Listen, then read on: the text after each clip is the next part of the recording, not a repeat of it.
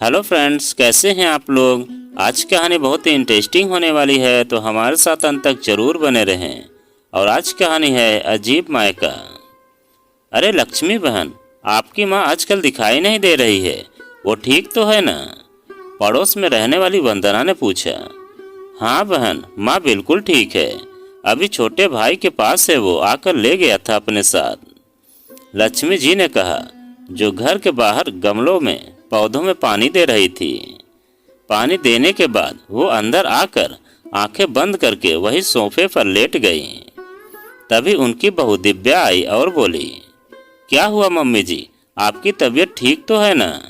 अभी तो आप बाहर गमलों में पानी दे रही थी, फिर अचानक ऐसा क्या हुआ जो आप चुपचाप आकर लेट गई हैं?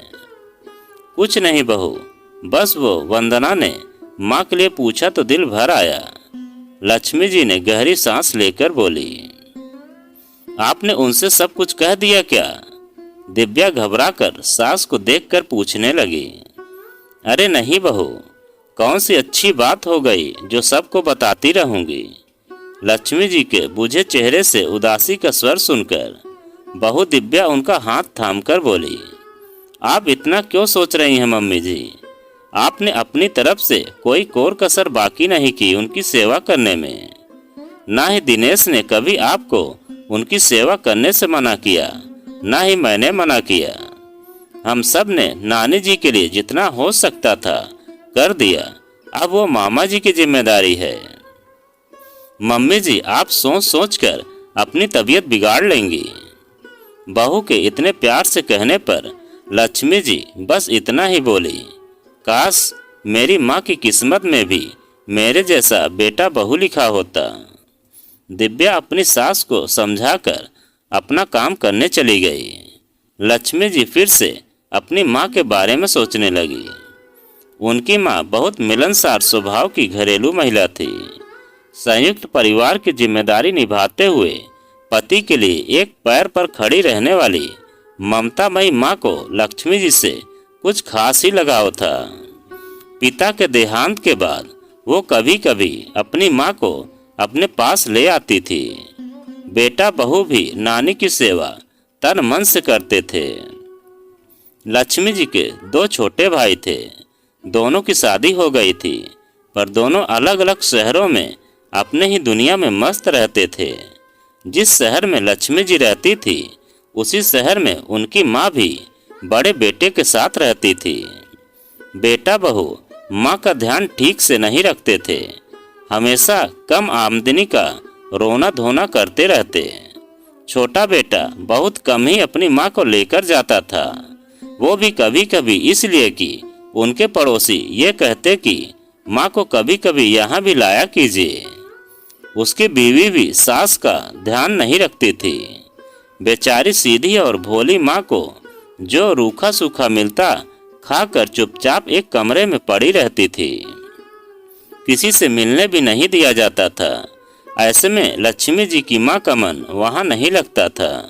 वो अधिकतर अपने बड़े बेटे के साथ रहती थी। इसकी मुख्य वजह यह थी कि यह घर लक्ष्मी जी की माँ के नाम था, जहाँ वो शान से रहती थी कि यह सोचकर कि यह मेरा घर है। गांव के जमीन से कुछ उपज के पैसे आ जाते और यहाँ घर का एक कमरा किराए पर देकर उनके पास पैसे हो जाते थे, इसलिए वो यहाँ से कहीं जाना नहीं चाहती थी। जब उनका मन नहीं लगता तो लक्ष्मी जी अपने पास ले आती थी। सब कुछ ठीक ठाक ही चल रहा था, जैसे तैसे जिंदगी कट ही रही थी कि अचानक से एक दिन लक्ष्मी जी की माँ बाथरूम में गिर गई। कमर और पैर टूट गई, वो निसहाय हो गई। बेटा बहू ज़्यादा खर्च नहीं करना चाहते थे, सोचते थे कि जितनी जल्दी यह बुढ़िया मर जाए तो यह बोझ खत्म हो जाए और घर के दो हिस्से करके अपने अपने नाम से करवा लें। डॉक्टर ने ऑपरेशन के लिए बोल दिया था, मगर उनके किसी बेटे को उनके ठीक होने की नहीं पड़ी थी। यह बात जब लक्ष्मी जी को पता चली तो उनसे रहा नहीं गया। उन्होंने अपने भाइयों से कहा, तुम लोगों से माँ का इलाज नहीं हो रहा है तो बता देते, ऐसे बिस्तर पर छोड़कर मरने का इंतजार क्यों कर रहे हो? मैं इनका ऑपरेशन करवा दूंगी। लक्ष्मी जी माँ को अस्पताल लेकर गई और ऑपरेशन करवा दिया। पता नहीं क्या सोचकर उनके दोनों भाई बारी बारी से अस्पताल आते और माँ की देखभाल करने लगे। लक्ष्मी जी को लगा चलो इसी बहाने शायद दोनों सुधर जाएं। लगभग 15 दिनों बाद लक्ष्मी जी की माँ को अस्पताल से छुट्टी मिलने वाली थी, पर अभी भी वो खुद से कुछ भी कर सकने की स्थिति में नहीं थी। मतलब कि नित्य किया के भी वो अब किसी पर आश्रित हो गई थी। लक्ष्मी जी के बेटे ने कहा, नानी को मामा जी लेकर जाएंगे ही ना। जब अस्पताल आ ही रहे तो कुछ जिम्मेदारियां उनको भी उठाने दीजिए। आपने ऑपरेशन करवा दिया और बहुत सेवा कर दी उनकी। आपको भी आराम की जरूरत है माँ, तो अब कुछ दिन उनको भी करने दीजिएगा। पर यह क्या, अस्पताल से डिस्चार्ज के बाद उनका वो भाई भाभी जो उसी के शहर में रहते थे आए ही नहीं। अंततः लक्ष्मी जी बेटे बहू से बात कर अपने साथ ले आई। अब तो एक बच्चे की तरह लक्ष्मी जी माँ की सेवा करने लगी। बेटा बहू भी मदद करते थे, पर बेटी की जिम्मेदारी वो बखूबी निभा रही थी। 55 साल की लक्ष्मी जी 82 साल की माँ की सेवा करने लगी। भाइयों ने पलटकर पूछना भी मुनासिब नहीं समझा। लक्ष्मी जी की माँ को रहते हुए अब महीना हो गया था। अब वो भी लक्ष्मी जी से कहने लगी, बेटी कब तक तुझ पर बोझ बनकर रहूंगी। तेरे घर में भी छोटे पोते पोती हैं। तेरी बहू उनके साथ तेरा ध्यान रखती थी। अब एक मैं भी यहीं पड़ी हूँ। तू ऐसा कर, मुझे अपने घर छोड़ दे। मेरा घर है, मरना होगा तो वहीं मरूंगी। तेरे पास मुझे कुछ हो गया तो जिंदगी भर तू ताने सुनेगी। तेरे भाई तेरे पैर के नाखून के बराबर भी नहीं व्यवहार में हैं। बेकार मेरा बोझ लिए बैठी है। वहां पहुंचा दे मुझे। सामने रहूंगी तो किसी भी तरह सेवा तो करेंगे ही। पर लक्ष्मी जी के बेटे ने आगे बढ़कर मना कर दिया और बोला, मम्मी आप खुद से नानी को वहां पहुंचाने नहीं जाइएगा। पता नहीं मामा मामी उनका ध्यान रखें या नहीं। अभी तो यहाँ आराम से हम सब उनका ध्यान रख रहे हैं, अच्छे से खा पी रही हैं। पता नहीं वो लोग क्या करें। तभी दिव्या ने कहा, हाँ मम्मी जी, नानी जी सही कह रही थी। इतना अच्छा खाना वहाँ कहाँ तुम्हारी मामी बनाकर खिलाती है। मुझे तो बस उबला हुआ खाना दे देती है। कितने दिन तो एक बार ही खाना देती है। यह सुनकर बहुत दुख हुआ था, इसलिए उनकी पसंद का बनाकर खिला देती हूँ। वैसे भी वो खाती ही कितना है, डरती रहती हैं। बिस्तर पर ही पेशाब पैखाना होता है जो उनको भी ठीक नहीं लगता। इस तरह कुछ दिन और बीत गए। एक दिन बड़े भाई की पत्नी ने लक्ष्मी जी को फोन किया और बोली, दीदी माँ को हम घर लाने की सोच रहे हैं। आज हम आकर उनको ले आएंगे। लक्ष्मी जी कुछ न बोली। शाम में लक्ष्मी जी के भाई भाभी माँ को लेने आ गए। दोनों माँ के कमरे में गए और कुछ बातें करने लगे। कमरे से फुसफुसाहट की आवाज आ रही थी, पर कोई बात समझ नहीं आ रही थी। जब लक्ष्मी जी कमरे में गई तो उनके कानों में बस माँ की आवाज सुनाई दी, वो कागज मेरे पास नहीं है और जीते जी मैं ऐसा नहीं करूंगी। भाई ने कहा, तुम बहुत गलत कर रही हो माँ। इतने दिन से हम तुमको रखे हुए हैं, फिर हमारे बारे में सोचो। 2 बेटियां हैं हमारी, उनके भविष्य के लिए सोचना है। छोटे का क्या है, उसका तो व्यवसाय चल ही रहा है, उसका गुजारा अच्छे से चल जाता है। हमारे पास अच्छी नौकरी नहीं है, तनख्वाह भी इतनी नहीं कि 5 लोगों का पेट पाल सकें। फिर जितना होता है करते ही हैं। लक्ष्मी जी सुनकर अंदर आ गई और बोली, तुम लोग माँ को लेकर जा रहे हो तो अच्छे से ख्याल भी रखना। उसकी दवाइयाँ मैं भिजवा दिया करूँगी, पर इसके खाने पीने का ध्यान तुम लोग रखना। तभी उनकी भाभी तपाक से बोली, हम आप लोगों जैसा पकवान बनाकर नहीं खा सकते।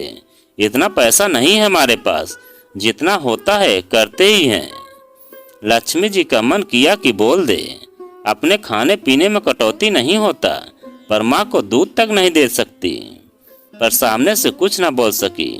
वो चाहती तो बहुत थी माँ को अपने पास रखे, पर मजबूरी ऐसी थी कि वो रख नहीं सकती थी।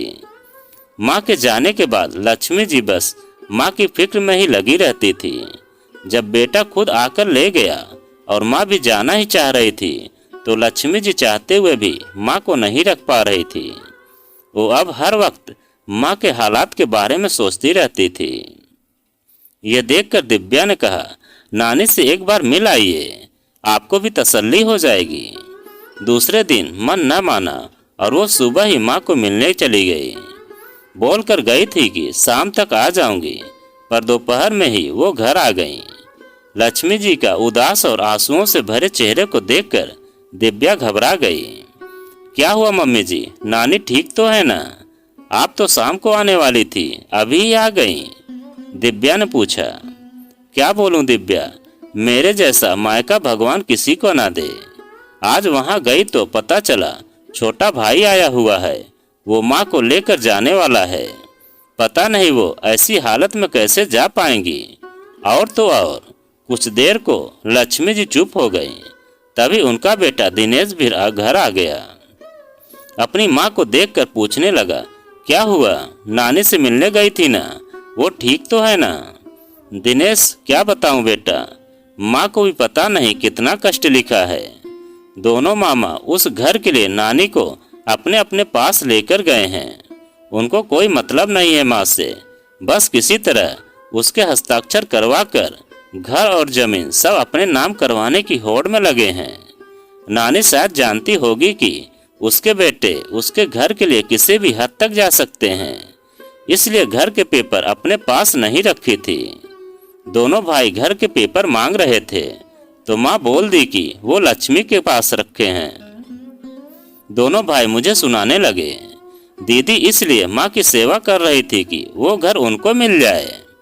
मैं ऐसा सपने में भी सोच नहीं सकती थी जो इल्जाम मेरे भाई मुझ पर लगा दिए हैं। दोनों कहने लगी, दीदी को क्या कमी है, फिर भी जमीन के कागजात अपने पास रखी हुई हैं, लालच होगा तभी ना। मैंने बहुत समझाया, ऐसा कुछ भी नहीं है, माँ नहीं रखने के लिए दिया था, पर आज माँ भी मौन थी। मैं तो बस माँ से मिलने गई थी, पर आज जो कुछ भी वहाँ हुआ उसके बाद तो सब रिश्ते ही खत्म हो गए। दोनों भाई आपस में झगड़ने लगे कि कागजात मैं रखूंगा, पर मैंने कह दिया बड़े को दे दूंगी, फिर जो करना हो वो करो, ये तुम दोनों के आपस का मामला है, जो ठीक लगे करना। माँ बस मौन थी, पता नहीं बेटों के मोह पास में जकड़कर चुप रही, और फिर इसलिए कि बेटा उनको साथ लेकर जा रहा है। छोटा भाई नाराज हो गया कि मैंने बड़े भाई को कागजात देने को कह दिया। उसने मुझे कहा, आज से मेरा आपके साथ कोई रिश्ता नहीं रहेगा। वैसे भी आपको हमारी तकलीफ कहाँ दिखाई देती है। दोनों भाई चाहते थे कि माँ उनके कहने पर घर के 2 हिस्से कर दे और मैं भी उनकी हाँ में हाँ मिलाऊं, पर मैं ऐसा क्यों करती। वो माँ की मर्जी है, जो करना चाहे करे। बस अब तो दोनों भाइयों ने मुझे भला बुरा कहना सुना कर लगे। आपको तो हमारी हालत नहीं दिखती, खुद तो मजे से रह रही हैं। अब मैं खुद तुम लोगों के साथ रहती हूँ तो मैं उनकी क्या मदद करूँगी। वैसे भी महीने का खर्च तो उनको उठाना होगा। आज तो दोनों ने बड़ी बहन का भी मान नहीं रखा। मैं आने लगी तो किसी ने रोका भी नहीं। आज मुझे अपने मायके में बहुत अजीबपन का एहसास हो रहा था। शाम को बड़ा भाई आकर कागजात ले जाएगा। वैसे भी आज जो लांछन उन लोगों ने लगाए हैं, उसके बाद मेरा भी दिल उन दोनों से भर गया है। बस इस बात के लिए शुक्रगुजार हूँ कि माँ के लिए अपनी तरफ से फर्ज में किसी तरह की कोई कमी नहीं की। शाम को भाई आकर कागजात ले गया।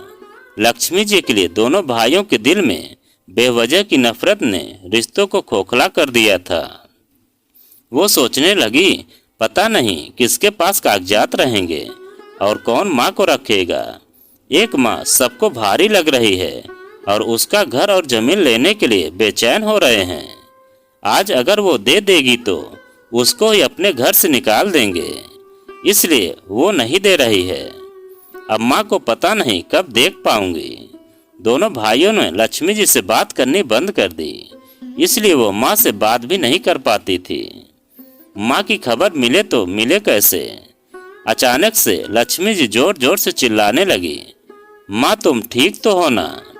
दिव्या दौड़ती हुई आई और लक्ष्मी जी को झकझोरते हुए बोली, क्या हुआ मम्मी जी, कोई बुरा सपना देख रही थी क्या? लक्ष्मी जी घबरा कर आंखें खोलते हुए बोली, वो माँ के बारे में सोचते सोचते आंख लग गई थी। सपने में देख रही थी कि वो मुझे बुला रही है। नानी जी ठीक होंगी, रुकिए मैं मामा जी को फोन करके पूछ लेती हूँ। आपसे बात करेंगे नहीं ना, मुझसे तो कर ही लेंगे। कहते हुए दिव्या ने मामा को फोन कर दिया। नानी से स्पीकर पर बात की और वो बोली, ठीक हूँ बेटा, बस प्रार्थना कर रही हूँ, भगवान तुम्हारे नाना के पास मुझे भी भेज दे। लक्ष्मी कैसी है? उसको कहना माँ उस पर बोझ नहीं बनना चाहती थी और उसके पास मरना नहीं चाहती थी, इसलिए उस दिन चुप रही।